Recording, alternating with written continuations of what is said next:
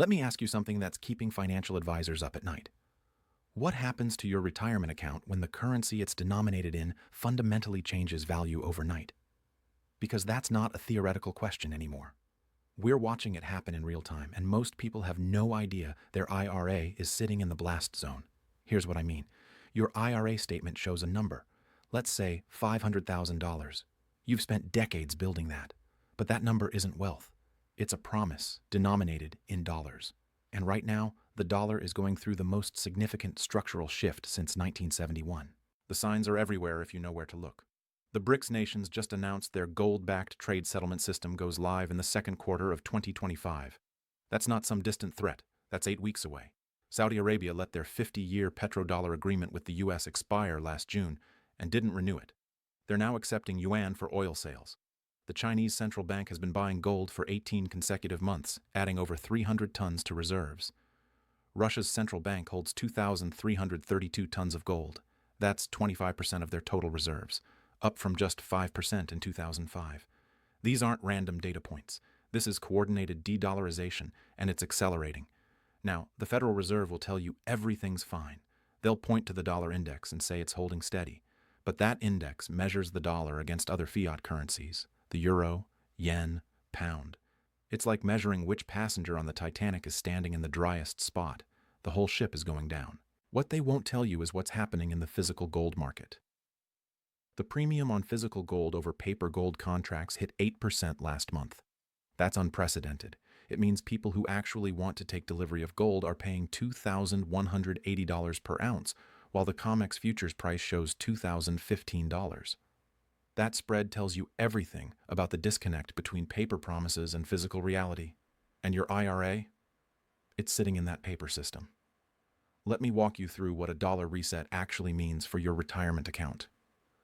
We're not talking about a stock market crash where your portfolio drops 30% and eventually recovers. We're talking about a fundamental revaluation of the currency your wealth is measured in. Think back to 1971. Nixon closed the gold window on August 15th. Overnight, the dollar went from being backed by gold to being backed by nothing but faith in the U.S. government. What happened next? Gold went from $35 an ounce to $850 by 1980. That's a 2,329% increase. But here's what nobody talks about. That wasn't gold going up. That was the dollar collapsing. Your purchasing power, if it was sitting in dollar-denominated assets, got destroyed. A retiree in 1971 with $100,000 in bonds and cash, that was serious wealth back then, watched their purchasing power evaporate. By 1980, they needed $247,000 just to maintain the same standard of living. If they were living off that $100,000, they were now living in poverty. The dollars didn't disappear from their account. The value did. That's what a currency reset does. And we're setting up for one that makes 1971 look like a practice run. Here's why this time is different. In 1971, the dollar was the undisputed global reserve currency. There was no alternative. Today, the world is building alternatives at breakneck speed. The BRICS nations represent 45% of global population and 35% of global GDP. They're creating a parallel financial system that doesn't run through New York or use dollars for settlement. When Saudi Arabia sells oil to China and accepts yuan, those yuan get converted to gold through the Shanghai Gold Exchange. The dollars never enter the equation. That's a fundamental shift in how global trade works. And every barrel of oil sold outside the dollar system is one less reason for foreign nations to hold U.S. Treasury bonds. Now, here's where your IRA comes in. Most retirement accounts are heavily weighted toward U.S. stocks and bonds. Even if you're diversified, you're probably 60 to 70% in dollar-denominated assets. When the dollar resets, and I'm not saying if, I'm saying when, those assets reset with it. Let's say you've got $400,000 in your IRA. Maybe $240,000 is in an S&P 500 index fund, $120,000 in bond funds, $40,000 in cash. You think you're diversified. But you're not diversified across currencies or hard assets. You're 100% exposed to dollar devaluation. If the dollar loses 40% of its purchasing power in a reset, which is conservative based on historical precedent, your $400,000 IRA now has the purchasing power of $240,000 in today's dollars. You didn't lose money in your account. You lost purchasing power. Your statement still shows $400,000, but it buys what $240,000 bought last year. And that's the insidious part. Most people won't even realize what happened. They'll see their account balance holding steady and think they're fine. Meanwhile, their grocery bill doubled, their property taxes tripled, and their healthcare costs went through the roof. They'll blame inflation. But it's not inflation, it's currency devaluation. The wealthy understand this. That's why family offices and high-net-worth individuals have been moving into hard assets. Gold purchases by individuals with over $10 million in investable assets are up 127% year over year. They're not buying gold because they think it's going up. They're buying it because they know the dollar is going down. Central banks understand it too. They're the smart money in this equation. In 2023, central banks bought 1,037 tons of gold, the second highest annual purchase on record. In 2024, they bought another 1,045 tons. These are the institutions that print money. They know exactly what's coming, and they're protecting their reserves with physical gold. But here's what most people don't know. You can do the same thing with your IRA. You can move retirement funds into physical gold without triggering taxes or penalties. It's called a gold IRA, and it's one of the few ways to get hard asset protection inside a tax-advantaged retirement account. I put together a free guide that walks through exactly how this works. How to roll over existing IRA funds into physical gold, what the IRS rules are, how storage works, all of it. If you've got $100,000 or more in retirement accounts, it's worth understanding your options. The guide's in the description below. No cost, no obligation, just information you need to make informed decisions about protecting decades of savings. All right, back to what's happening in the markets right now, because the timeline on this is compressing faster than most people realize. The COMEX, that's the commodities exchange where gold futures trade, is showing some really interesting stress patterns. Open interest in gold futures is at all-time highs, but registered gold available for delivery is near all-time lows. We're talking about 550,000 contracts representing 55 million ounces of gold, but only 8.2 million ounces of physical gold registered for delivery. That's a ratio of 6.7 to 1. For every ounce of physical gold, there are 6.7 paper claims on it. Now, normally that's fine because most futures contracts get cash settled. Traders don't actually want the gold, they just want to speculate on the price. But what happens when people start demanding physical delivery? We got a preview of this in March 2020. During the COVID panic, the spread between COMEX futures and London spot gold hit $70 per ounce.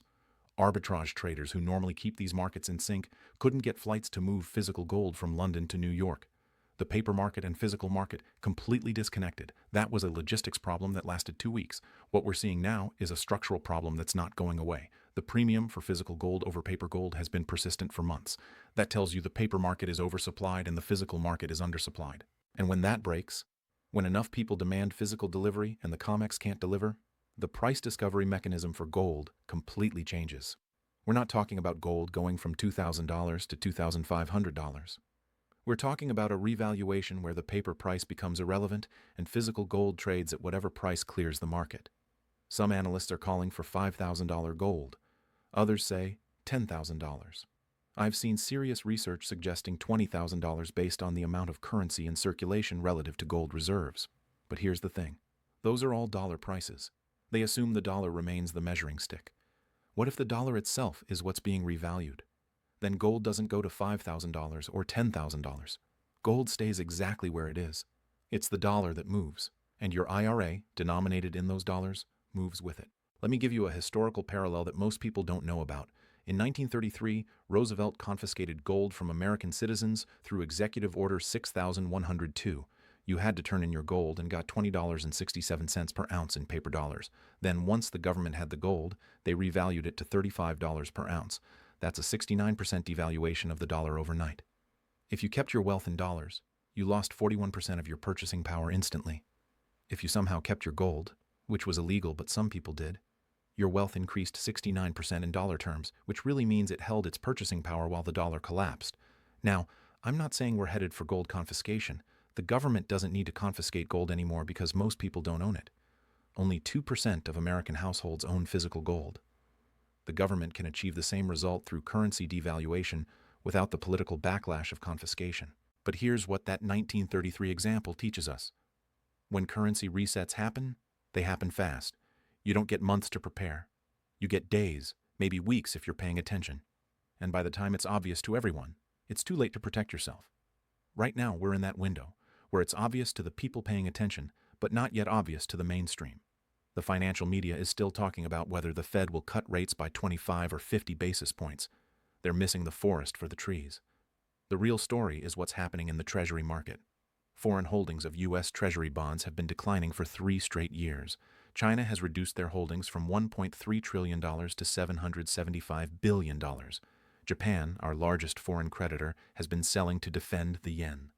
Saudi Arabia is diversifying out of treasuries into other assets. Who's buying all this debt? The Federal Reserve. They're monetizing the deficit, which is just a fancy way of saying they're printing money to buy government bonds. That's the definition of currency debasement, and it accelerates every year. The federal deficit for fiscal 2024 was $1.8 trillion. That's not the total debt, that's the annual deficit. We're adding $1.8 trillion in new debt every single year, and the interest on that debt is now over $1 trillion annually. We're borrowing money just to pay the interest on money we already borrowed. That's a debt spiral, and there are only 3 ways out: default, austerity, or inflation. The U.S. won't default. That would destroy the dollar's reserve status overnight. We won't do austerity. That's political suicide. So we're left with inflation. Devalue the currency, make the debt easier to pay back in cheaper dollars, and hope the public doesn't notice. But the public is noticing. Consumer sentiment surveys show people are more worried about inflation than at any time since the early 1980s. They feel it every time they buy groceries, fill up their gas tank, or pay their insurance premiums. The official CPI says inflation is 3.2%. The real inflation rate, measured the way it was in 1980, is closer to 12%. And that gap between what the government says inflation is and what people actually experience, that's the currency devaluation happening in slow motion. Your IRA might show the same balance, but it buys less every year. That's the hidden tax of currency debasement. Now here's where this gets really interesting from a market mechanics perspective. The gold market is tiny compared to other financial markets. The total value of all gold ever mined is about $15 trillion. That sounds like a lot until you compare it to global stock markets at $110 trillion, or global real estate at $330 trillion, or global debt markets at $300 trillion. Gold is 5% the size of stock markets. If even a small percentage of money in stocks, bonds, or real estate decides to move into gold as a safe haven, the price impact would be enormous. We're talking about a market that trades maybe $150 billion per day, trying to absorb trillions in new demand. And that's exactly what's setting up. As the dollar reset becomes more obvious, as more countries move away from dollar-based trade, as more central banks accumulate gold, the flow of capital into physical gold is going to overwhelm the available supply. The World Gold Council estimates annual gold mine production at about 3,000 tons. That's roughly $200 billion worth at current prices. Central banks alone bought over 1,000 tons last year. That's a third of annual production. Add in jewelry demand, industrial demand, and investment demand, and you've got a market where supply and demand are already tight. Now add in a currency crisis, where people panic out of dollars and into hard assets. Where does that gold come from? It doesn't. The price adjusts until demand and supply balance, and that adjustment could be violent. We saw a preview of this in 2011. Gold went from $1,400 in January to $1,900 by September, a 36% move in 8 months. That wasn't because of new mine discoveries or increased supply. That was fear-driven demand during the European debt crisis. People were worried about the euro collapsing and moved into gold. But 2011 was a regional currency crisis. What we're facing now is a global reserve currency crisis. The dollar isn't just another currency, it's the foundation of the entire global financial system. When that foundation cracks, the flight to safety won't be measured in billions. It'll be measured in trillions. And your IRA, sitting in dollar-denominated assets, will be on the wrong side of that trade. Let me tell you about someone who learned this lesson the hard way. I know a guy, let's call him Robert, who retired in 2000 with $800,000 in his 401k. He thought he was set.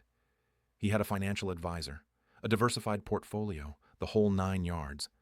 Then the dot-com crash hit, and his account dropped to $550,000. He held on, thinking it would recover. It did recover by 2007. He was back to $800,000. Then the financial crisis hit, and he dropped to $480,000. He held on again. By 2013, He was back to $800,000. But here's the thing, that $800,000 in 2013 didn't buy what $800,000 bought in 2000. His purchasing power had been cut in half by inflation. Robert's now 75 years old. His account is worth $950,000 today. Sounds good, right? Except his property taxes have tripled, his healthcare costs have quadrupled, and his cost of living has more than doubled. That $950,000 has the purchasing power of maybe $400,000 in $2,000. He's not living the retirement he planned. He's cutting back, worried about money, stressed about outliving his savings. And Robert did everything right according to conventional wisdom. He saved diligently, maxed out his 401k, stayed invested through the crashes, kept a diversified portfolio. But he made one critical mistake. He stayed 100% in dollar-denominated assets. He never protected himself against currency devaluation. That's the lesson most people learn too late. The stock market can recover from crashes. Bonds can recover from defaults. But currency devaluation is permanent. When the dollar loses purchasing power, it doesn't come back. Your IRA balance might recover, but the value doesn't. And we're setting up for the mother of all currency devaluations. The signs are everywhere. The BRICS gold-backed settlement system, the decline in foreign treasury holdings, the persistent premium on physical gold, the record central bank buying, the debt spiral, the deficit spending, the money printing. These aren't isolated events. They're all pieces of the same puzzle, and the picture that puzzle creates is a dollar in crisis. Now, I want to be clear about something. I'm not saying the dollar is going to zero. I'm not saying we're going back to the gold standard. I'm not predicting hyperinflation or economic collapse. What I'm saying is that the dollar is going through a structural revaluation, and that revaluation will impact the purchasing power of every dollar-denominated asset you own. Your IRA is a dollar-denominated asset. When the dollar resets, your IRA resets with it. The question isn't whether this will happen. The question is whether you'll be prepared when it does. The wealthy are preparing. Central banks are preparing. Foreign governments are preparing. They're moving into hard assets, diversifying out of dollars, protecting their wealth against currency devaluation. The only people not preparing are regular Americans who trust that their IRA will be there for them in retirement. And maybe it will be there. The account will exist. The balance will show a number. But will that number buy what you need it to buy? Will it fund the retirement you've been planning for? Or will you be like Robert, watching your purchasing power evaporate while your account balance stays flat? That's the question you need to ask yourself. Not, will my IRA be safe? But will my IRA maintain its purchasing power when the dollar resets? Because the reset is coming. The timeline is compressing. The BRICS system launches in weeks. The treasury market is under stress. The physical gold market is showing supply constraints. The pieces are in place. You've got a window right now to protect yourself, to move some portion of your retirement savings into assets that hold their value when currencies devalue, to diversify out of pure dollar exposure into hard assets that have preserved wealth through every currency crisis in history. Gold has been money for 5,000 years. It's survived the fall of empires, the collapse of currencies, wars, depressions, and every financial crisis humanity has thrown at it. Not because it's magical, but because it's no one's liability. It's not a promise. It's not backed by faith in a government. It's just an asset with intrinsic value that people have trusted for millennia. When the dollar resets, gold won't reset with it. Gold will stay exactly where it is. It's the measuring stick that doesn't move. Everything else, stocks, bonds, real estate, your IRA, will be measured against that new reality. The question is, will you be holding the measuring stick, or will you be one of the things being measured?